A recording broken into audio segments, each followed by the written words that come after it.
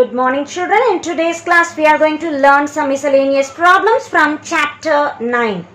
Question number 1. Using 3 yearly moving averages, determine the trend values. Given year and profit, we need to find out 3 yearly moving average, for which let us find out 3 period moving total. So how are we to calculate 3 years? Add the 3 values 142, 148, 154. The total I will write against the middle value. So it is 444. The very first value will be a dash, as when I add 1, 2, 3, I have to write against 2. Now ignore first value, take the next 3. 148, 154, 146. As we add, we get 448.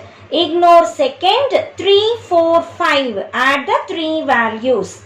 We get 457. So keep ignoring and add always 3 values. We get 505. 600. Next 3 values. 706. Next 3 values. 784. Next 3 values. 845. So proceed like this. 908. Last 3 values, as I add, I get 981. The last value will be a blank, as I can add only 3 values and I can write in the middle. Now, once I have calculated the total, my question is 3 yearly moving average. Each time I added 3 values.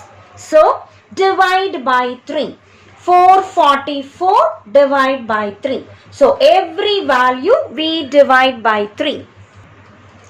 As I divide each value by 3, we get 148, 149.33, 152.33, 168.33, 200, 235.33, 261.33, 281.67, 302.67, 327, and that completes calculating the trend values using 3 yearly moving average method.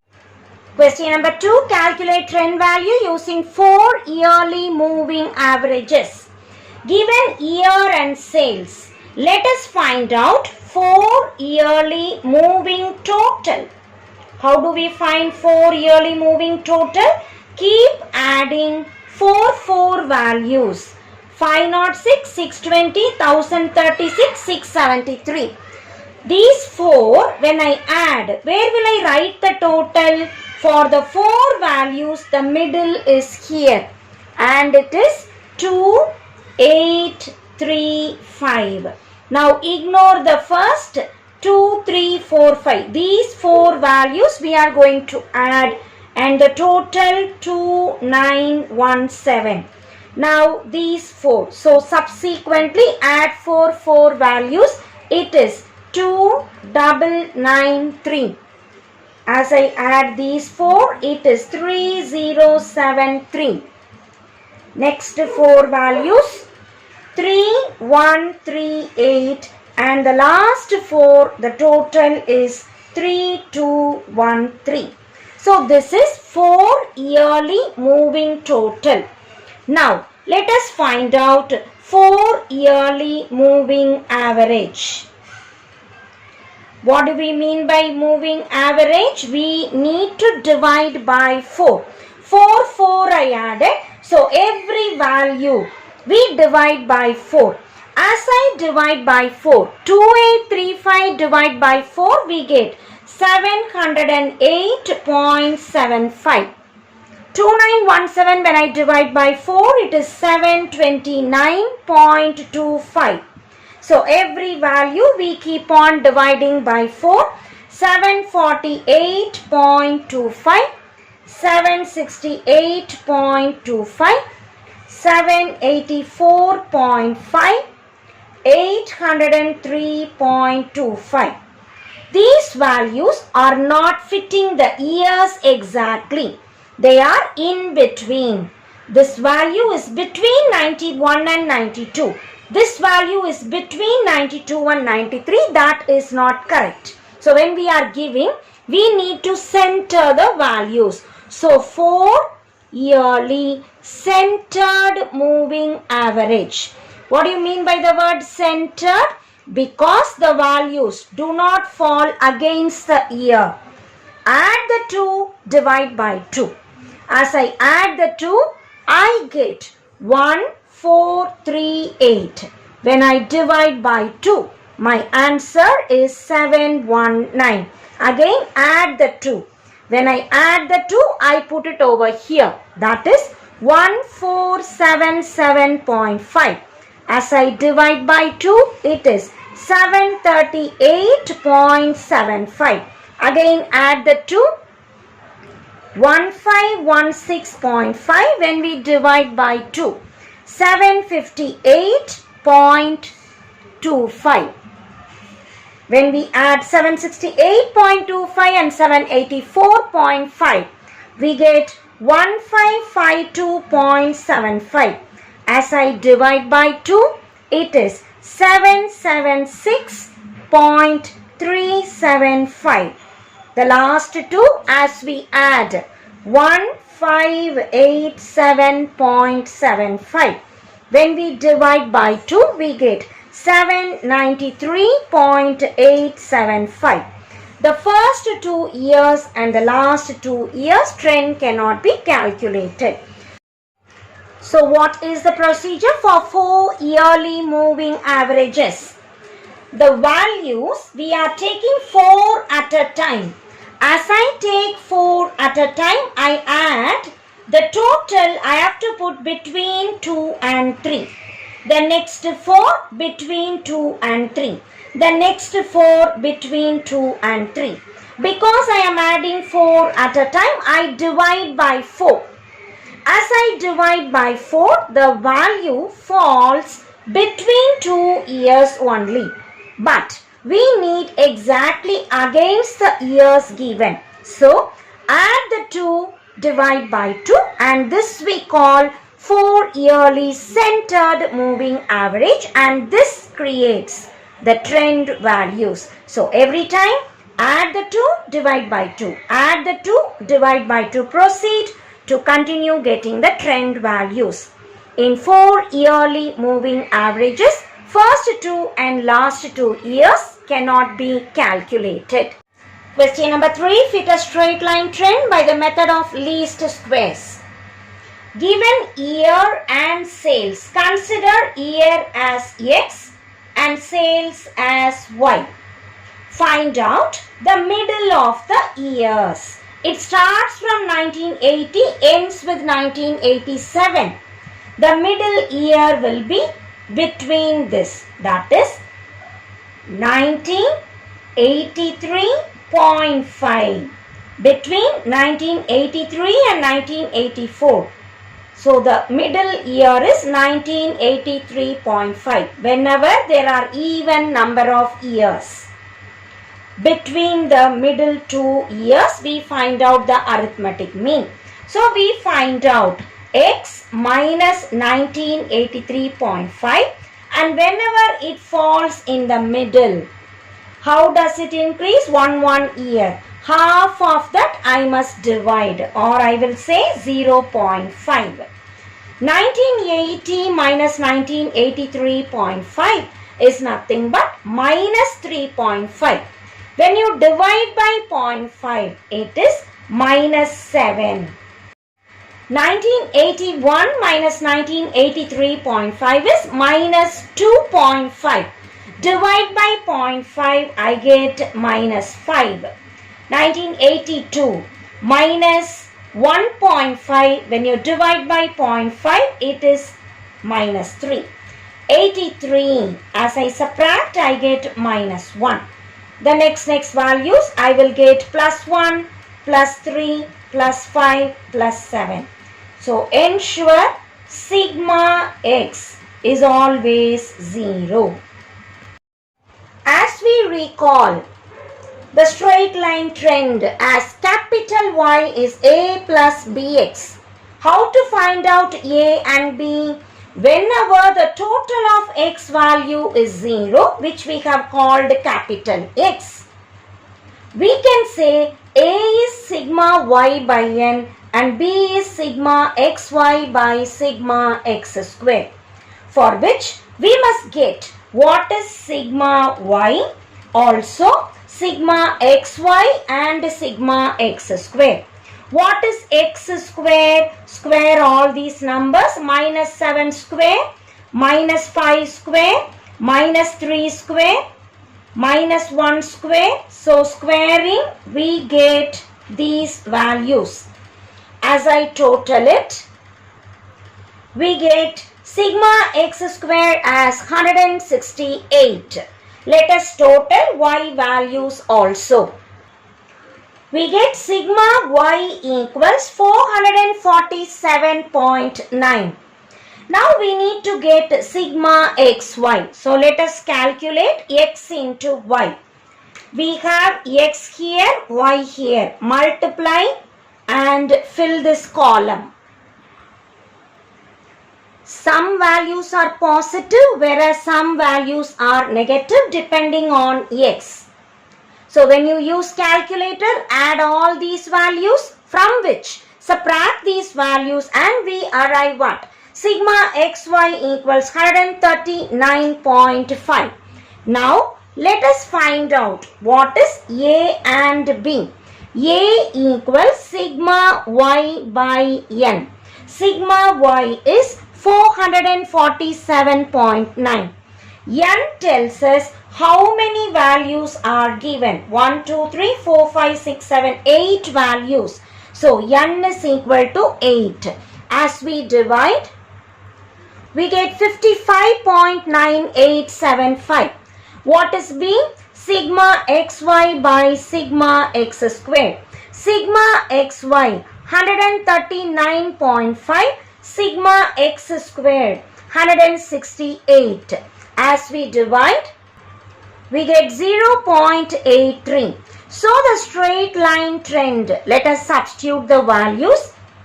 Capital Y equals A value 55.9875 plus B value 0.83.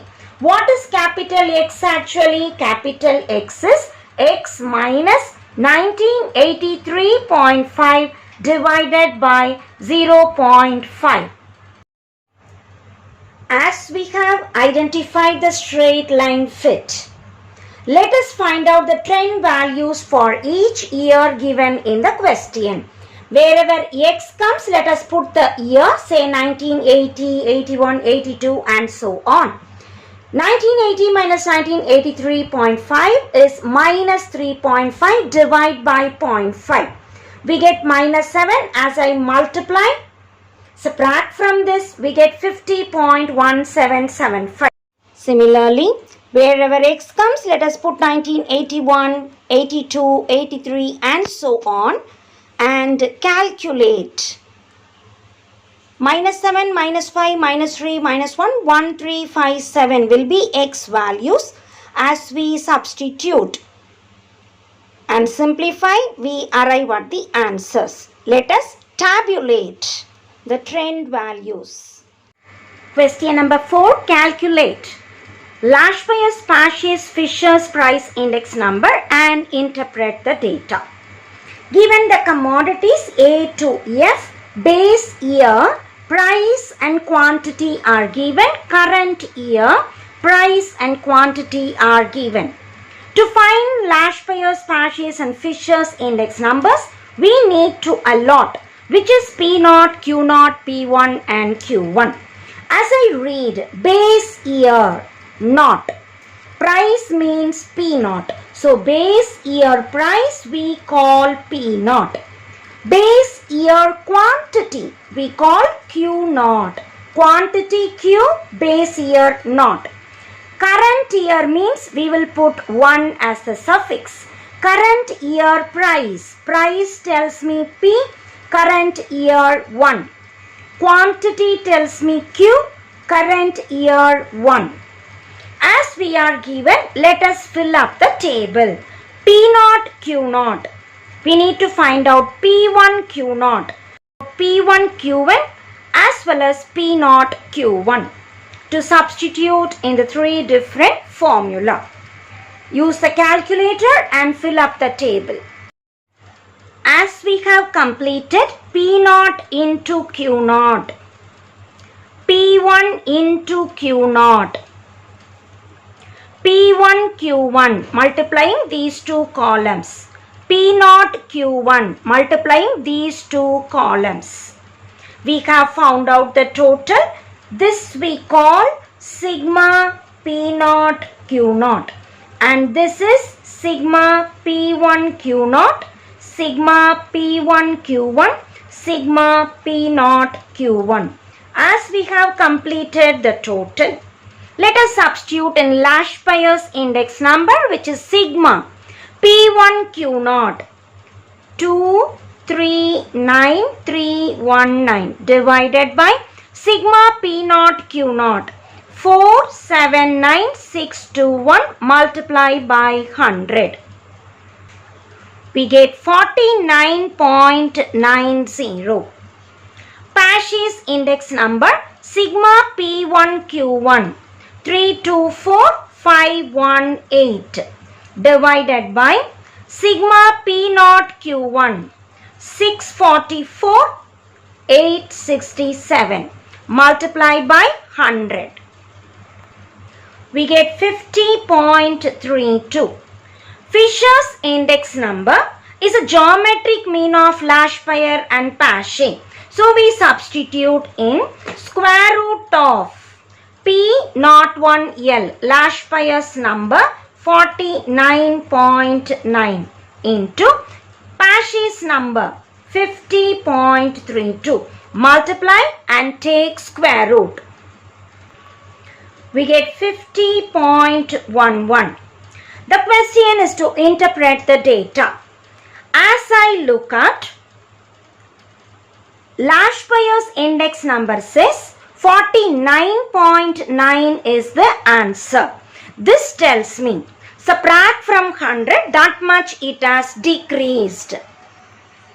100 minus 49.9 gives us 50.1. So, from these index numbers, we interpret that the price has decreased in the current year as compared to the base year. Using Fischers, it is 50.1 decreasing. Using Paschen's, 100 minus 50.32 is 49.68. And using Fischers, 100 minus 50.11 is 49.89%. So this much percentage it has decreased using the various index numbers. Question number 5. Find Fischers' ideal index number from the following data and show that it satisfies factor reversal and time reversal test. Given the commodities, the price we denote P. Price in base year P0, price in current year P1. Quantity we denote Q. Quantity in base year Q0, quantity in current year Q1. As we are given the various data, let us find out P0 Q0 multiplying first and third column, fill up the data. Find P1 Q0. P1 Q0 multiplying second and third column. 10 into 50, 2 into 100, 6 into 16, 12 into 30, 12 into 40. Find out the total. To find P0 Q1, P0 Q1, multiply first and fourth column. 6 into 56, 2 into 120, 4 into 16, 10 into 24, 8 into 36. And we get the total 1344. Next we need to find out P1, Q1, second and fourth column. 10 into 56, 2 into 120, 6 into 60, 12 into 24, 12 into 36. And find the total 1880. What is Fisher's ideal index number? Square root of sigma P1 Q0 1900 divided by sigma P0 Q0 1360 into sigma P1 Q1 1880 sigma P0 Q1 1344. Use the calculator and simplify the answer. We get 139.79. Now the question is to check factor reversal test. Factor reversal P01, we just copy the formula without 100 as we are just applying in test quantity. Find out factor reversal. What are the factors in index number? Price, quantity, P and Q. When I say reversal, in the formula, wherever P comes, put it as Q. Wherever Q comes, put it as P. So P1 Q0, I will write Q1 P0. P0 Q0, I will write Q0 P0. P1 Q1, I will write Q1 P1. P0 Q1, I will write Q0 P1. And this we will call Q01. So wherever P comes, we have changed as Q. And wherever Q comes, we have changed as P. Just substitute and find out the answer. P01. My answer 1900 by 1360 into 1880 by 1344. Q01. Sigma Q1 P0. Q1 P0. The total 1344. Q0 P0. The total 1360. Q1 P1. The total 1880. Q0 P1. Q0 P1. The total 1900. Now we need to multiply both. As we multiply, it is 1900 by 1360, 1880 by 1344, 1344 by 1360, 1880 by 1900. See what all gets cancelled. 1900 cancels. 1344 cancels.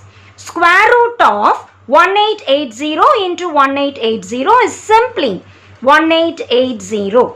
Square root of 1360 into 1360 is 1360. 1880 is nothing but sigma P1 Q1. 1360 is nothing but sigma P0 Q0. And this we call true value ratio. That is price and quantity in current year by price and quantity in base year. So the product of price and quantity in current year by base year, which is called true value ratio. P01 into Q01 gives us true value ratio. We will declare Fisher's index number satisfies factor reversal test. The next question we need to show Fisher satisfies time reversal test. Time. We have base year, current year. Base year we denote 0, current year we denote 1. So here we are reversing time. We just reverse 0 and 1. Wherever 1 comes, I put 0. Wherever 0 comes, I put 1. PQ, there is no change. 1 becomes 0, 0 becomes 1. Everywhere we have changed. Find out the value, square root of sigma P1 Q0. It is 1900. P0 Q0 1360. 1880 by 1344. This and this are same. We have just copied. Remember, here also we do not put into 100. Now, the second one. P0 Q1. P0 Q1, it is 1344. P1 Q1, it is 1880. P0 Q0, 1360. P1 Q0, 1900. Again we multiply. So we get square root of, as we check, 1344 cancels, 1880 cancels, 1360 cancels, 1900 also cancels. So every term in numerator and denominator cancels. We are just left with 1. When P01 into P10 is 1, we say that Fischers index number satisfies time reversal test. So in this problem, we have found out the Fischers index number, the value, and we have shown it satisfies factor reversal test and time reversal test. Question number 6. Compute the consumer price index for 2016 on the basis of 2015 from the data. Given the various commodities, quantities are given, price in 2015 and 2016 are given.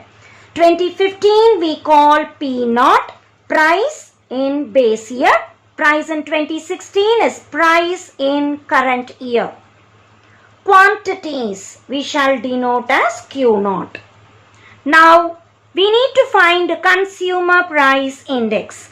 When P1, P0, Q0 are given, we can use aggregate expenditure method, which is nothing but sigma P1 Q0 by sigma P0 Q0 into 100. So we need to find out P1 Q0 and P0 Q0. Let us multiply. P1 Q0. 6 into 8, 1 into 9, 6 into 10, 4 into 1.5, 1 into 15. Now we need to find out P0 Q0. Multiply these two. As we fill up the table using P0 Q0 product, find the total. So this we call sigma P1 Q0. And this total we call sigma P0 Q0. As we substitute in the formula, P1 Q0 174, P0 Q0 the total 146.5 into 100. As we simplify, we get 118.77. So what do we interpret from this? Cost of living has increased by how much more than 100? 18.77. So whatever answer we get, subtract 100 in this. So 118.77 is more than 100. I use the word increased. So 118.77 minus 100 tells me 18.77. So how much it is increased by? It is increased by 18.77% in 2016 as compared to the year 2015. Question number 7. An inquiry was made into the budgets of the middle class families in a city, which gave us this information. Price in 2010, price in 2011. So 2010 we will call P0. 2011 we will call P1. So we know P0 and P1. Weights, we call weights as V. So given P0, P1, V, we remember family budget method. The formula for cost of living index number using family budget method is sigma PV by sigma V. V is given in the question. How to find out P? We call P the price relative and the formula P1 by P0 into 100. We are already given P1 and P0. Let us find out 174 by 150 into 100. Similarly, 60 by 50 into 100. 125 by 100 into 100, 25 by 20 into 100, 90 by 60 into 100. Use the calculator and get the values. As we have calculated, let us find out P into V. Multiply 35 into 116, 15 into 120, 20 into 125, 10 into 125, 20 into 150. As we have filled in the values, let us find out the total. Sigma PV is 12610. Sigma V is 100. Let us substitute in the formula sigma PV 12610 divided by sigma V 100, and the value is 126.1. Here also it is more than 100. So this tells us cost of living has increased. How much it has increased? 126.1 minus 100 gives us 26.1. So cost of living has increased by 26.1% in 2011 as compared to 2010.